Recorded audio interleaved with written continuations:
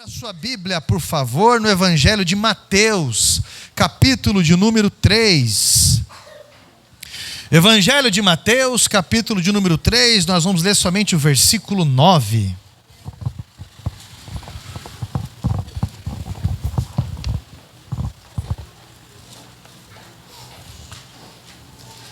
Eu coloquei o título: Transforme essas pedras. Todos acharam? Primeiro livro do Novo Testamento. Diz assim a minha tradução: E não pensem que podem dizer uns aos outros: temos por pai Abraão, porque eu afirmo a vocês que Deus pode fazer com que dessas pedras surjam filhos de Abraão. Amém? Assente-se, por favor. Uma das maiores dores daqueles que amam é ver os seus amados se perderem. E mesmo com todos os seus esforços, não conseguir alcançá-los muitas vezes. Mas o amor, ele sempre nos dá força para o amanhã. O amor, ele sempre nos dá motivo de esperança para o amanhã. O fato de sermos filhos de Deus é o fato de entendermos que fé é sempre olhar para frente. Fé é sempre olhar para frente, lembrando do cuidado que Ele sempre teve com a gente. Deus faz, o amor faz com que pedras virem filhos. O amor de Deus ligou uma linguagem com Ele, que nós chamamos de fé. O amor, ele assume ministérios. O amor se qualifica para alcançar de forma inteligente, de forma incisiva. O amor, ele nega o próprio descanso muitas vezes. Ele nega os próprios méritos e benefícios por vezes, porque o objetivo é o bem-estar do amado. O amor, ele assume a dívida, até de quem não enxerga a seriedade da questão. Mesmo hoje reconhecendo dívidas, porque o perdão é pagar a dívida de alguém. Isso é o perdão. Alguém deve, e quando você perdoa, você assume a dívida de alguém. O amor faz a gente dar um jeito. Eu vou repetir: o amor faz a gente dar um jeito. O versículo de ideia central da Bíblia, não é o versículo do meio da Bíblia, é o versículo da ideia central. João 3,16 diz que Deus amou o mundo de tal maneira que deu um jeito. Deu um jeito. Porque o amor, ele arruma a solução. O amor se vira. Porque o amor, ele é voluntário. Se entregou para que eu e você tivéssemos a oportunidade da vida mais uma vez. O amor, ele faz-nos ir para o deserto de alguém. Ele faz-nos assumirmos condições extremas às vezes por pessoas que irão nos abandonar.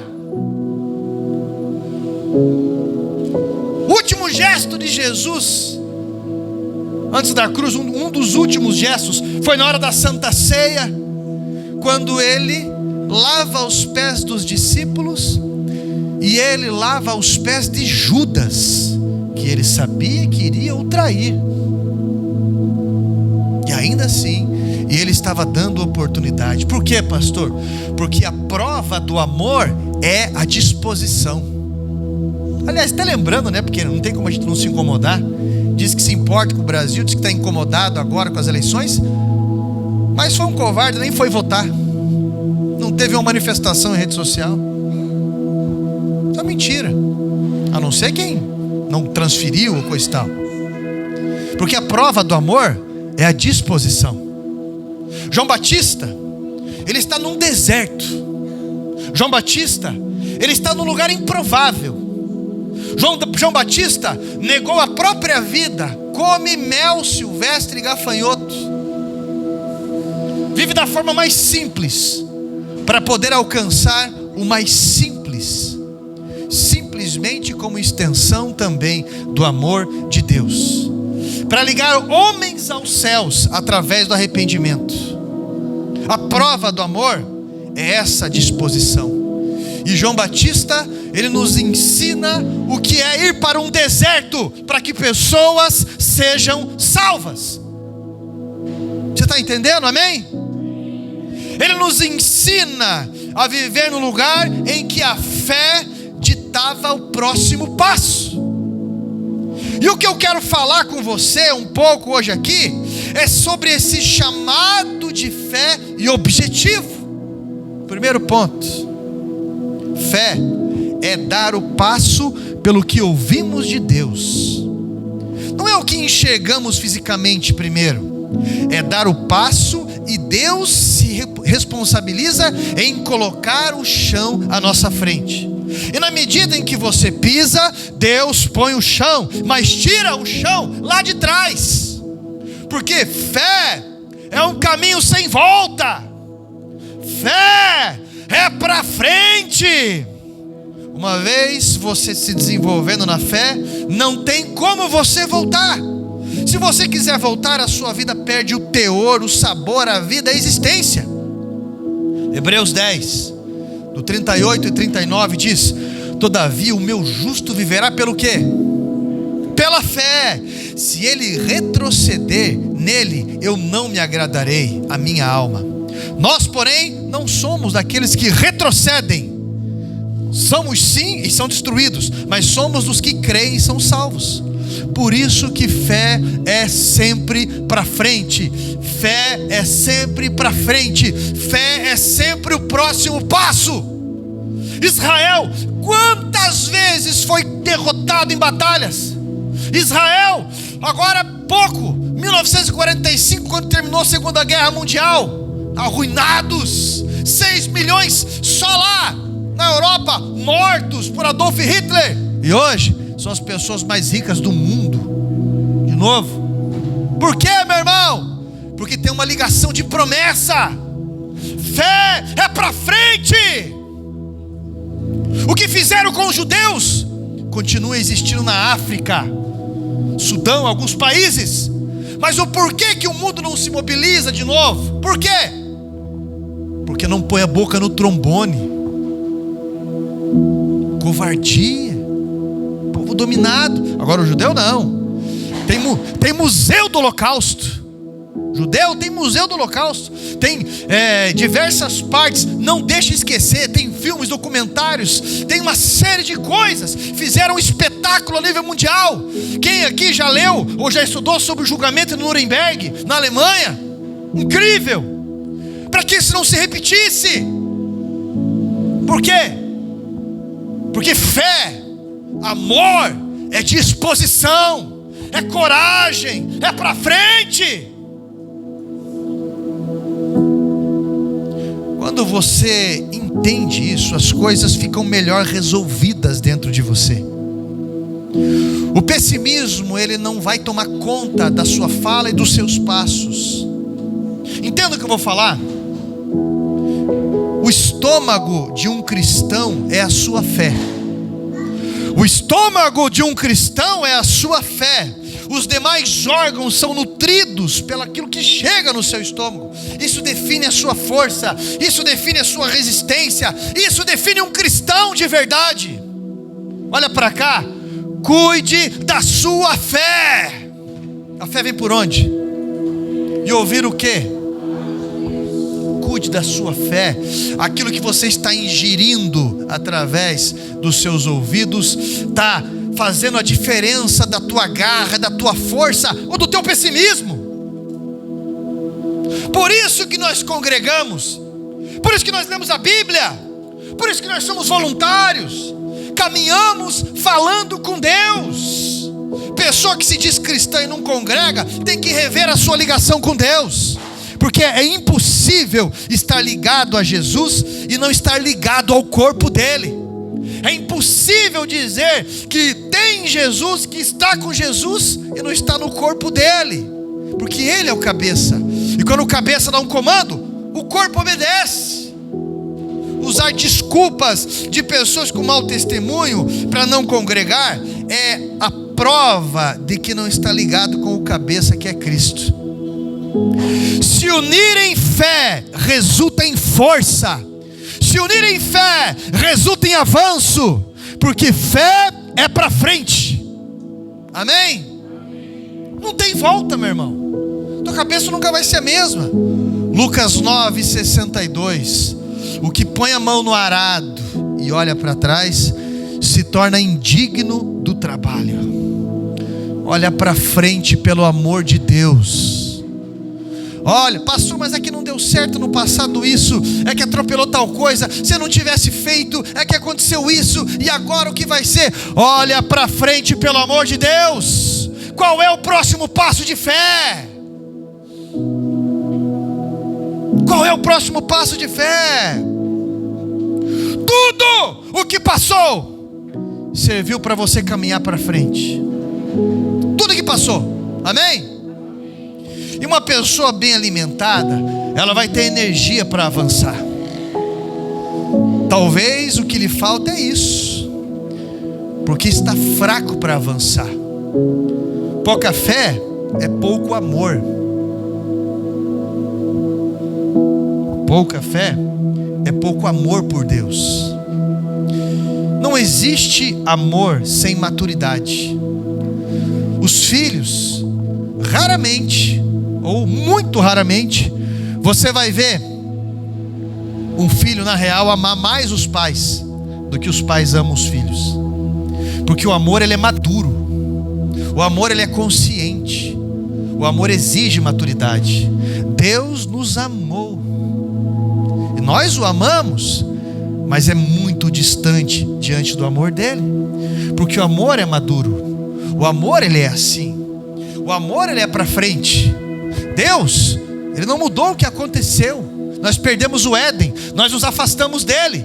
Deus está olhando para frente. Deus está com profecias. Deus tem promessas. Deus, meu irmão, levanta homens. Deus gera homens. Deus levanta Moisés. Deus levanta Davi, Sansão. Deus levanta Daniel. Deus levanta ali João Batista, mesmo no meio de um deserto. Por quê? Porque é sempre para frente.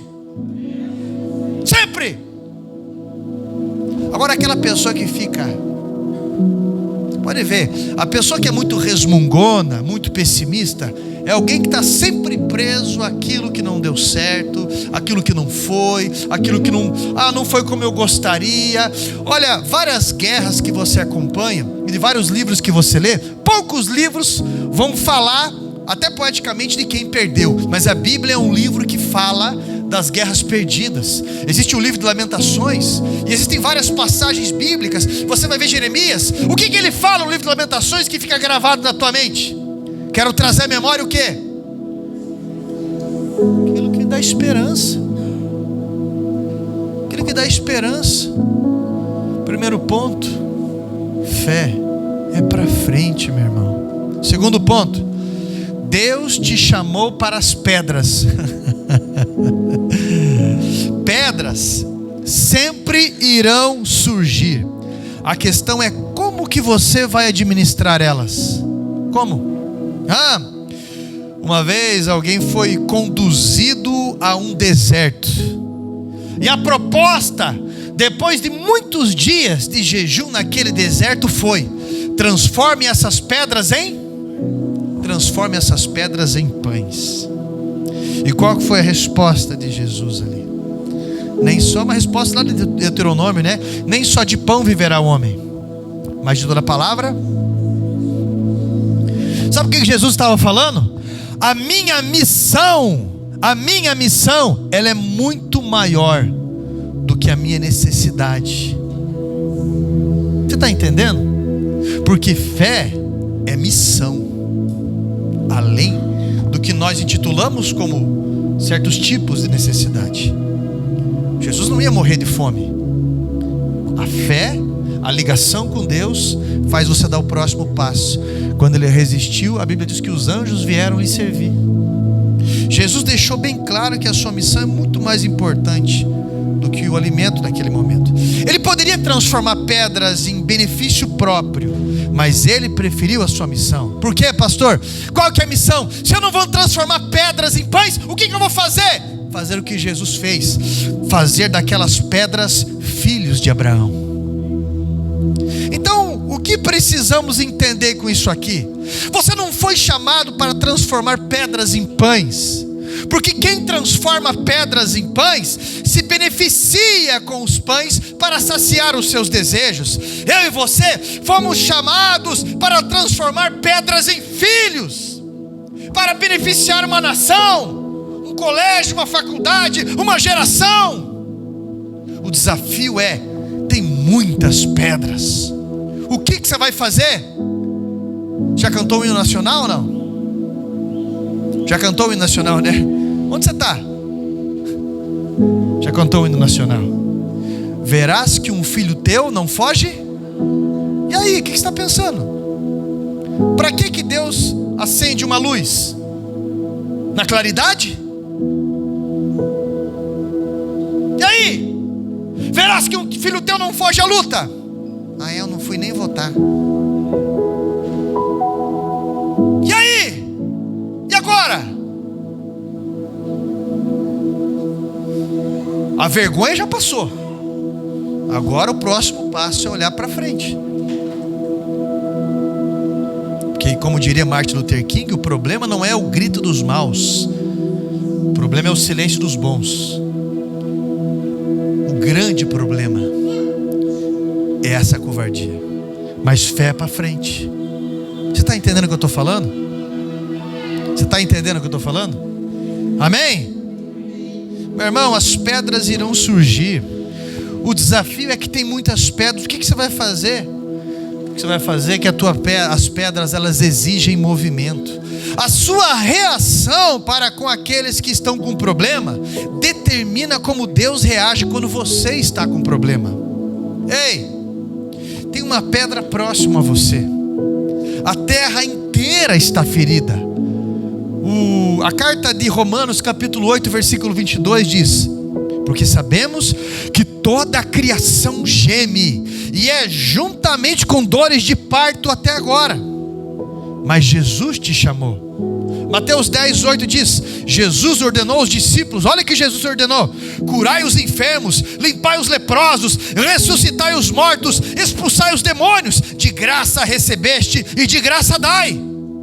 Ao longo dos anos eu tenho visto pedras se transformando em filhos. Ao longo dos anos eu vejo pessoas chegarem na igreja e nem o colchão que dormia era dele ou era dela. Ao longo dos anos eu vejo pessoas chegarem na igreja com um casamento arruinado, com a saúde destruída, com a vida financeira destruída, com o espiritual, meu irmão, arruinado, escravizado, com uma alma abatida. E eu tenho visto essas pedras se transformarem em filhos e ajudarem outras pedras se transformarem em filhos. E sabe o que acontece? O Evangelho de Lucas capítulo 19 versículo 40, o próprio Jesus disse: e se vocês se calarem, as próprias pedras clamarão. Deus levanta samaritanos para aqueles que dizem: eu sou cristão, eu sou. Você recebeu? Se você soubesse o tanto de mensagem que eu recebo de crítica, você não tem ideia. Você não tem ideia. Nas redes sociais eu vivo apagando, mando no particular de truco, e boa parte não tem nada a ver com pessoas do mundo, não. É crente sem noção, de crítica inútil. Porque se eu ficar com medo disso, é por isso que muitas igrejas ou muitas coisas não avançam. Você está entendendo? Agora você tem medo de se posicionar politicamente ou se posicionar na tua fé em rede social, seja como for? Você tem medo de receber crítica, de ser medido por pessoas? Não, pastor, eu me conheço, o meu temperamento. O teu temperamento é de Jesus, meu irmão. Seja coerente, aprenda a batalhar contra o mal, sem perder a tua dignidade, porque não precisa. Tenha coragem de se colocar na brecha, porque tem pedras que precisam virar filhos de Abraão. E eu tenho visto, esse tempo atrás um rapaz me procurou e falou bem assim: pastor, um vizinho meu, Eu, de folga aqueles dias, o vizinho ficou vindo aqui na frente da minha casa, e a gente ficou conversando, e ele veio várias vezes. No último dia que ele veio, ele sentou, falou mais uma vez dos problemas, e sabe o que ele disse para mim? Você não vai me convidar para ir na tua igreja, não? E o rapaz falou bem assim: puxa, eu fiquei com vergonha. As pessoas estão clamando, o mundo está gemendo, enfermo, e a pessoa vem para um culto, dá nota, o louvor estava bom, né? A mensagem estava legal, né? E morreu aí. E aí? Quem olha para trás volta a virar pedra, vira estátua de sal, vira pedra. Está entendendo, amém? Ao longo dos anos, eu tenho visto pessoas que deixaram essas críticas rebas, inúteis, mal resolvidos da própria vida afetiva, às vezes, enterradas, e ajudando outras pessoas, por isso avançaram. Agora eu vejo pessoas presas em suas referências ou nos traumas, não podendo mudar nada do que passou, mas estragando o próprio futuro, e estragando às vezes a fé daquelas pessoas novas. Aí sabe o que Deus faz? Levanta pedras para testificar, para dizer: você não vai me chamar para ir para a igreja, não? Estou ouvindo falar que você não pode fazer uma oração por mim? Pelo menos uma oração por mim? Teve um rapaz que eu evangelizei ele um bom tempo, ali no Conjunto Flamboyant, e ele me procurou um dia para falar que ele estava alcoolizado, mas não aquele que cai, nada. Ele falou que ele estava cheirando álcool, e ele pegou e entrou dentro de uma igreja, estava tendo um culto lá, berreiro. Terminou o culto, ele tirou o boné dele, cheirando baralho velho, colocou no peito e falou: pastor, o senhor faz oração por mim?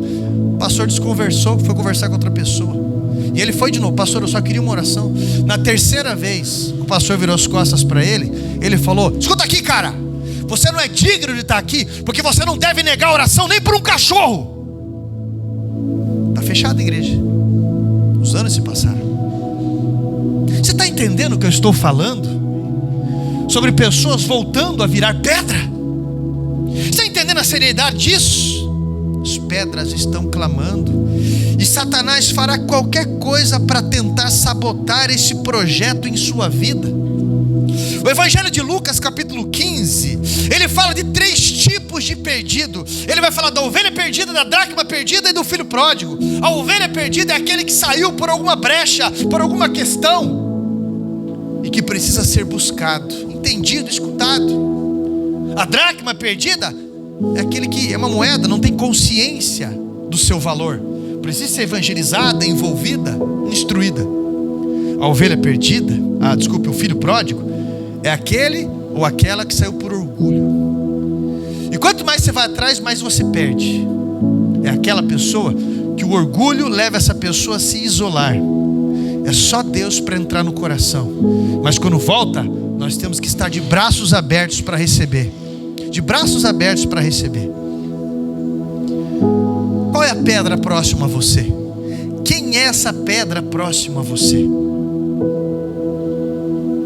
Terceiro ponto que eu quero falar sobre isso: a intercessão é o braço invisível daqueles que verdadeiramente se importam.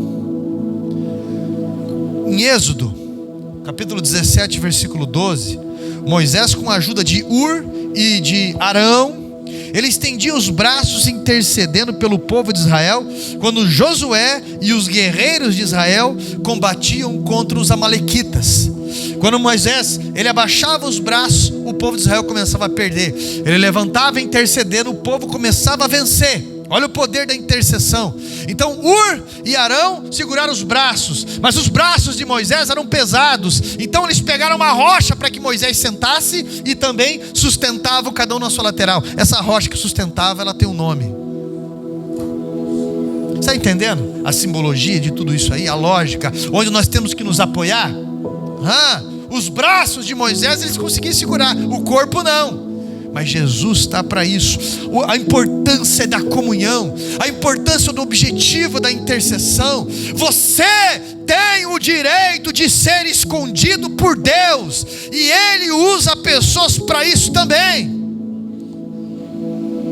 Lucas 22, versículo 31 ao 34. Simão, Simão, Satanás pediu você para peneirá-lo ou para malhá-lo como se malha o trigo, vai surrando, né?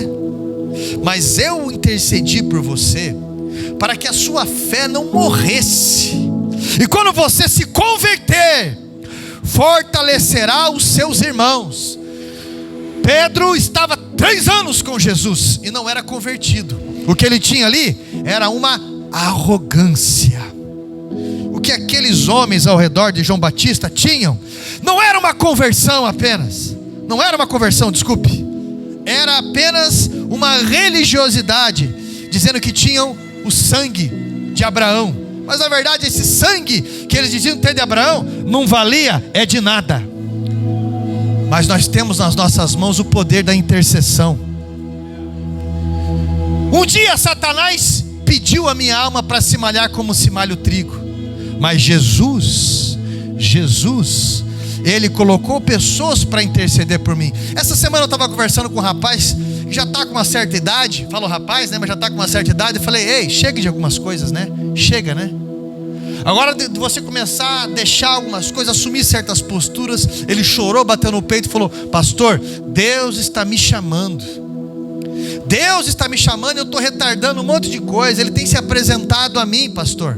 E olha só, eu sei que nada aconteceu comigo, nada de ruim, mesmo dirigindo bêbado, nada de ruim aconteceu comigo ainda, porque a minha mãe intercede por mim, porque os meus parentes, pessoas, pastores intercedem por mim. Eu falei, mas até Deus dá um limite.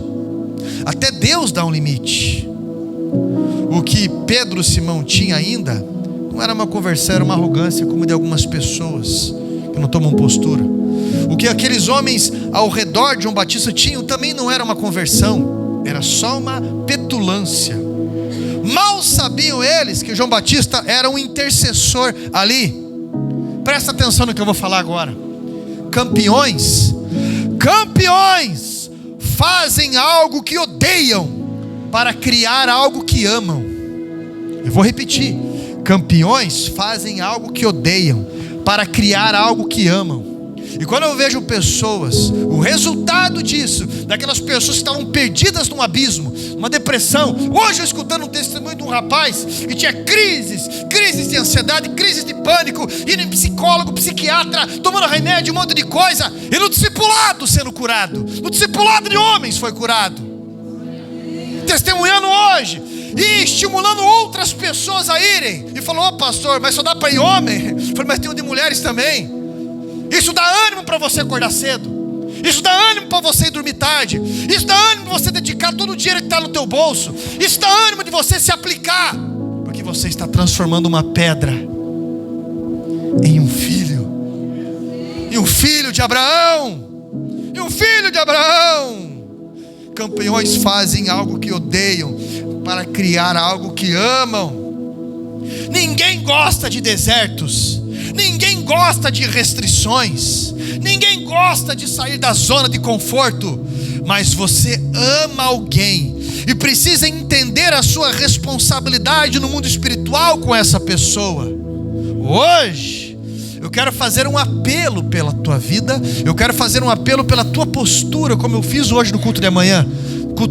E pessoas vieram à frente. Hoje eu quero que você comece um propósito de 5 domingos por uma pessoa, por um familiar, por alguém que não consegue enxergar isso. Alguém que é pedra. Pastor, é uma pedra no meu sapato, você não tem ideia. Deus quer transformar em filho. Eu lembro até hoje de manhã o Joarildo estava aqui, pastor Joarildo, e eu e ele trabalhávamos com uma mulher, Eliane, uma turca. E como eu evangelizei aquela mulher? Mas ela era amarga, questões do casamento, questões da vida, né? A gente sabe algumas coisas depois, mas ela era muito amarga, batia muito de frente comigo. Mas assim, você leva parte uma hora, você leva para a parte do humor, outra hora, e você evangeliza. Quando eu saí do hospital em 2008, perto de 2010 ela me ligou. E ela não mandou, na época não era nem mensagem tanto assim, Mas ela fez questão de me ligar. Ela falou: Carlos, tudo bom? Tudo bem com você? Eu até estranhei ela me ligar, porque não tinha intimidade assim. E ela falou: eu lembro que você falava bastante do amor de Deus, do amor de Jesus para mim. E eu quero falar para você que hoje eu estou numa igreja, eu sou batizada nas águas. Eu quero te pedir perdão, porque ela tentou fazer minha caveira também, né? Eu quero te pedir perdão por conta disso. Tem um primo meu chamado Adriovânio, é um nome mexicano. Ele também bateu muito de frente. Até pro meu pai foi falar algumas coisas. Eu lembro na época, meu pai veio até brabo falar comigo. Quando se passou alguns anos, ele me procurou pessoalmente. E ele falou, veio pedir perdão por conta dessas condições. Porque, meu irmão, nós estamos lidando com pessoas que são imaturas ainda nessa área. O amor, ele é maduro. O amor, ele é voluntário. Interceder por alguém, orar por alguém, se posicionar por pessoas que ainda não entendem, deixa você sujeito a críticas pesadas às vezes. Pesadas. De gente que chegou aqui já em final de culto, querendo dar de dedo na minha cara e fala: você tem que ser, você tem que e você, porque você recebe salário daqui. Eu falei: você está enganado. Se a igreja bancasse tudo o que eu faço em correria, casa de recuperação, bancasse tudo, ainda assim a minha vida seria voluntária, porque eu não teria salário. Além de ter que me virar em tudo, esse tipo de coisa, do papel que se imprime aqui tem que correr atrás, ainda tem que se virar com as próprias contas. Para chegar gente que chegou aqui com a vida arrebentada total, família e tudo, dar de dedo e falar que acha que pode alguma coisa e que é isso ou que está. Não dá para esperar a maturidade. A maturidade vem do pai e de uma mãe. A maturidade, o amor, ele só é exercido por isso. E o próprio Deus, quando ele morreu numa cruz, Jesus, ele morreu numa cruz, ele disse: perdoa-lhes porque não sabem o que fazem. Teu filho não sabe o que faz. Muitas vezes, não é?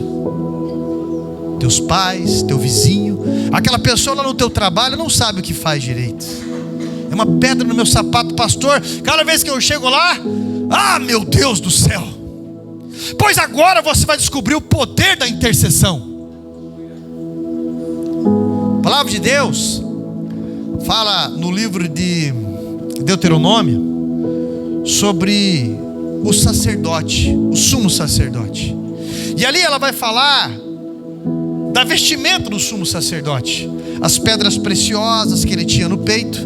Você vai oficiar diante de Deus e diante dos meus filhos, mas não é de qualquer jeito. Você vai ter que estar vestido decentemente. Lógico que hoje em dia Deus está falando de um vestimento espiritual, principalmente, né? Pedras preciosas, tudo com significado, um turbante escrito santidade ao Senhor aqui na testa. A manga tinha que ser assim, coisa e tal. Mas o que me chamou a atenção é que no ombro tinha uma pedra que ligava um ombro no outro. Era uma pedra de ônix. E nessa pedra, Deus está dizendo para ele: olha, se você quer me servir, se você quer ter aliança comigo, se você quer ser o meu filho, você tem que aprender a carregar pedras nos ombros. E não é só isso não. Nessa pedra que estava no ombro, que ligava um lado ao outro, estava gravado 6 nomes dos filhos de Israel de um lado e 6 nomes dos filhos de Israel do outro, que davam as 12 tribos de Israel. Gravadas, não dá para apagar. Você não está carregando qualquer pedra no ombro, não. Você está carregando os filhos de Deus no ombro. Por quê? Porque alguém te carregou no ombro primeiro. Alguém intercedeu por você primeiro. Ei, olha para cá. Calma, porque Deus está gerando alguém no seu ombro.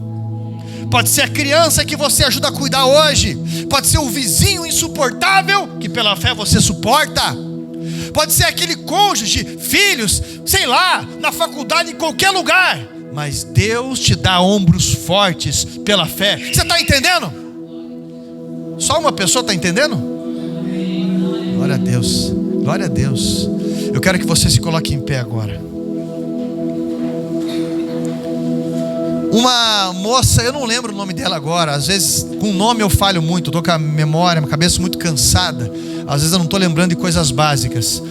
Mas essa mocinha de 15 anos, ela estava na Suíça, se eu não me engano é Suíça, e lá o evangelho não é algo como é aqui. Mas ela é cristã, no ensino lá da Suíça. E ela, como que eu posso fazer aqui? Olha que situação complicada, olha aqui. Já sei. Deus colocou no coração dela, ela iniciar um trabalho cristão. E ela falou: eu vou pegar o nome desse camaradinha que é o mais perturbado da escola, o mais endemoniado da escola. Vou pegar o nome desse rapaz e eu vou colocar debaixo do meu joelho, e eu vou começar a interceder por ele todos os dias. E ela começou a fazer isso. E num certo dia na escola, naquele mesmo ano, se aproxima dele, não sei se foi na cantina, refeitório, num trabalho de escola, esse rapaz, e começaram a conversar. E numa altura ele pegou e falou: está acontecendo uns negócios estranhos comigo, estou começando a ter um sonho assim com Jesus, estou sonhando, está me despertando uma curiosidade dessas coisas bíblicas, você pode me ajudar? Resumindo, o rapaz foi ganho para Jesus. E agora os dois estavam intercedendo. O objetivo dela era os 10 piores da escola. E agora os dois estavam intercedendo pelo segundo pior da escola. E quando ela contou esse testemunho, ela já estava no 7º. Ela já estava no 7º. Por quê? Porque eu e você não podemos assumir o lugar do Espírito Santo. Convencer o homem do pecado, da justiça e do juízo. E você cansa demais nisso, está muito em ponta de faca. Mas nós podemos orar aquele que pode todas as coisas, porque a oração, ela só liga o projeto de Deus aqui. E essa pedra aí vai se tornar um filho de Abraão. Pastor, tem alguém que enquanto o senhor falava me incomodou. Enquanto você falava, ecoou na minha mente. Tem mais de uma pessoa, e essa pessoa vai servir Jesus. E eu quero preparar este lugar, eu quero preparar um novo templo, eu quero me qualificar, porque eu vou receber essas pessoas, eu vou ajudar a cuidar dessas pessoas, fazer o meu melhor, vou aguentar aquele irmão chato. Mas vai começar hoje. O que você vai fazer hoje? Vou entregar a Deus esses próximos 5 cultos, passando esse próximo domingo, os próximos 5 cultos de domingo eu vou entregar a Deus. E essa semana, a partir de segunda-feira até domingo, eu vou fazer um jejum pela alma, pela postura dessa pessoa. É isso que eu vou fazer. Quem quer iniciar esse propósito comigo, vem até aqui à frente que eu vou ungir você. Vou pedir ajuda para ungir aqui. Cadê o óleo da unção? Ah, está aqui. Pedir ajuda, por favor. Isso. Quem vai iniciar esse propósito aqui? Isso, vem até aqui à frente. Você vai interceder por alguém. Quem quer pedra no teu sapato, que Deus quer transformar em pedras, filhos de Abraão aí. Ah, isso. Você vai chamar essas pessoas futuramente também. Pode vir sem medo. Ei, passo de coragem, passo de fé.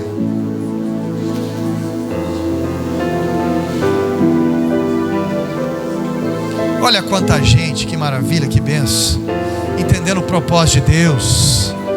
Isso. Você vai começar a orar por essa pessoa, interceder. Satanás pediu essa pessoa para malhar ele, como se malha o trigo. Mas você está se colocando na brecha. Você vai interceder por alguém. Você vai orar por alguém, por esse Brasil.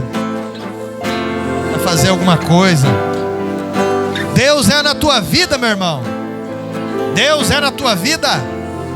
Os pastores estão ungindo as tuas mãos aí. Tu vai colocar a mão no teu peito, você que aceitou esse propósito, e eu vou orar junto com você. Santo Deus, o Senhor conhece essa pessoa que está sendo apresentada agora, essa pessoa que é uma pedra, e o Senhor quer transformar essa vida em filhos de Abraão, porque o amor faz isso. O amor se coloca na brecha. Essa pessoa que talvez está tão machucada, tão limitado, essa pessoa, Pai, que não entende o seu valor, que não entende a sua dignidade, essa pessoa que está machucada, porque agiu errado, agiu por egoísmo, agiu, Pai, oh meu Deus, se envolveu com a escória, mas o Senhor pode mudar isso, o Senhor pode transformar isso, Pai. Se revela a essa pessoa, desperta o teu poder, desperta a tua graça, desperta o teu mover, desperta essa transformação, em nome de Jesus Cristo. Liga aos céus esse propósito, pois nós estamos colocando o nome dessas pessoas diante do Senhor. Estamos colocando o nome dessas pessoas diante do Senhor, e fazendo um propósito de 5 domingos, colocando, Pai, o nome dessa pessoa nas tuas mãos. 5 domingos, entregando esse culto de ação de graças ao Senhor. Santo Deus, Todo-Poderoso Pai, que aquela pessoa que é dependente química seja liberta em nome de Jesus, alcançado pelo teu poder. Pai, que aquela pessoa que está cega, amargurado com a igreja, amargurado com crente, Pai, que essa pessoa entenda o verdadeiro valor do Evangelho. Sopra essa amargura dessa pessoa, Pai. Meu Deus, que em nome de Jesus, aquela pessoa também que se afastou por algum motivo, ou aquele pródigo que está com orgulho tomando decisões na sua vida, vai de encontro, meu Pai. Em nome de Jesus, vai de encontro, meu Deus. Vai de encontro, meu Pai. Transforma essa realidade. Muda essa face. Que haja testemunho. Que haja testemunho.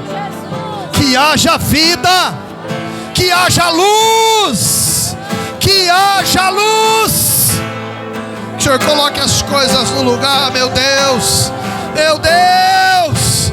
Em nome de Jesus Cristo, Santo Deus, nós estamos pedindo ao Senhor agora, recebe esses nomes nas tuas mãos, ó meu Pai. Recebe esses nomes nas tuas mãos, Santo Deus, e consagra agora este propósito para louvor do seu nome, ligando aos céus, Pai, em nome de Jesus Cristo. Amém.